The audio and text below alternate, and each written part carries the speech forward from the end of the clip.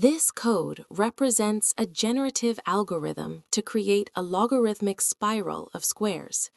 The underlying principle is pure relational logic, typical of generative geometry, which we will indicate with the letter G. The code can be divided into four fundamental logical parts. Part 1. Genesis and definition of constants. The command grviewDOM initializes the graphic environment. Immediately after, two primitive instances are introduced, I1 and I2.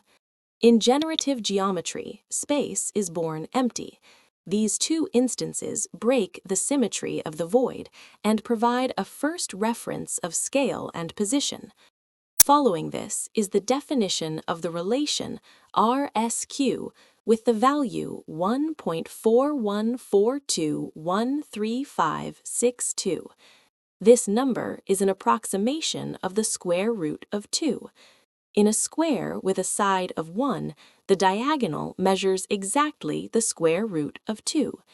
This relation will therefore be fundamental to guarantee the geometric rigidity of the square. Part 2. The logical DNA, definition of the model. Here, model M1 is defined. The model does not draw anything. It defines the constructive rule of what it means to be a square in this system. The relations RR connect the instances in sequence from A to B, from B to C, from C to D, and finally from D to A. In this way, the four sides of the quadrilateral are defined. The crucial constraint is the relation RSQ between the first and the third point. This relation imposes that the diagonal has a length of the square root of 2. Thanks to this constraint, the quadrilateral cannot deform. It is obliged to be a square. Part 3. Generation and representation. By applying the model, the system uses the existing instances I1 and I2. From these, it generates from nothing two new instances, I3 and I4. Their positions are calculated in such a way as to satisfy all the constraints of the square. Subsequently, the shape is defined. The shape contains no geometric rules. It specifies only which segments must be drawn.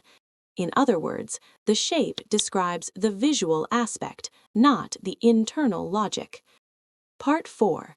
The recursive spiral, the heart of the algorithm. Now the process becomes dynamic. A sequence of calls to the shape generates a spiral through an exchange of relational roles. In the first square, I1 is the fixed center. The segment between I1 and I2 is a side. In the next square, a key transformation occurs. The instance I2, which was previously a side, is reused as a diagonal. Since the diagonal has a fixed length, the new side must necessarily be shorter. Mathematically, the new side is equal to the previous side divided by the square root of 2. This entails a rotation of 45 degrees and a reduction by a factor of approximately 0.707. By iterating this process, every side becomes the diagonal of the next square. The figure shrinks and rotates progressively. The result is a spiral of squares that converges towards the fixed center. In summary, this code does not calculate coordinates, it manipulates relations.